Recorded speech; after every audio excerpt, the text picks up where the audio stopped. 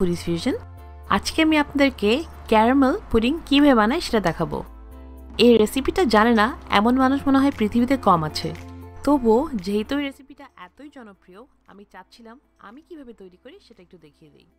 খুবই সহজেই 3টি স্টেপসে দেখাবো আজকের রেসিপিটি। একদম পারফেক্ট মসৃণ আর টেস্টি পুডিং কীভাবে বানাই চলুন আর দেরি না করে এখনই দেখে নিই। প্রথমে বানাচ্ছি আমরা ক্যারামেলটা। তার জন্য আমি এখানে নিয়ে নিয়েছি হাফ কাপ চিনি, এর মধ্যে দিয়ে দিলাম 3 টেবিল চামচ পানি। চিনি আর পানিটাকে খুব ভালোভাবে আগে একটু মিশিয়ে নিচ্ছি আর তারপর চুলার জালটাকে অন করব। এবার আর চামচ দিয়ে এই চিনি আর পানিটাকে নাড়ানো যাবে না। চুলার জাল থেকে মিডিয়ামে রেখে আমাদের অপেক্ষা করতে হবে এরকম একটা সুন্দর কালার আসার জন্য।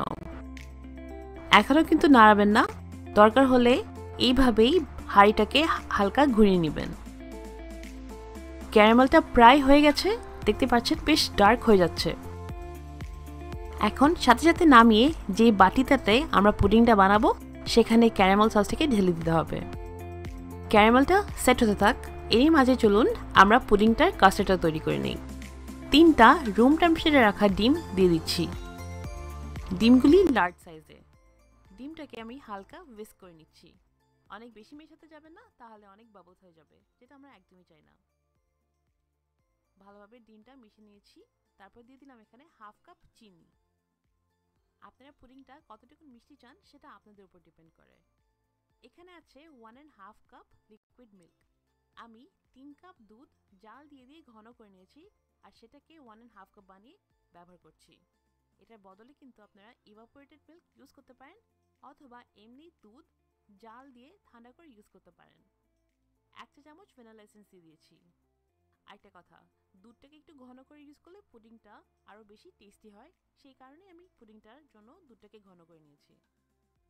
দুধ, চিনি, ভ্যানিলা এসেন্স এবং ডিম খুব ভালোভাবে মিশিয়ে নিতে হবে। অনেক বেশি কিন্তু মেশাতে যাবেন না, তাহলে কিন্তু অনেক বাবলস হবে আর পুডিংটা পরে সুন্দর লাগবে না।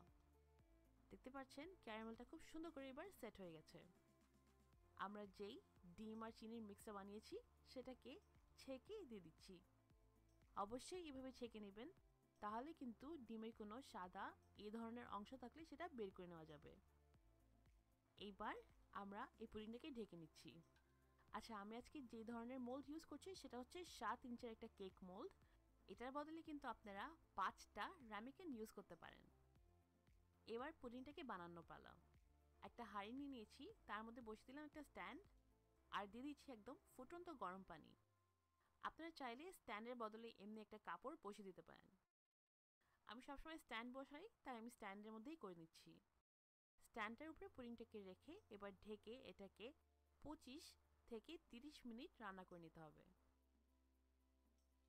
আমার আজকে প্রায় 27 মিনিট লেগেছে। 27 মিনিট পর আমি এই ফয়েলটাকে বের করে নিচ্ছি। তারপর একটা টুথপিক অথবা ছুরি ইনসার্ট করে দেখব যে পুডিংটা পুরোপুরি হয়েছে কিনা।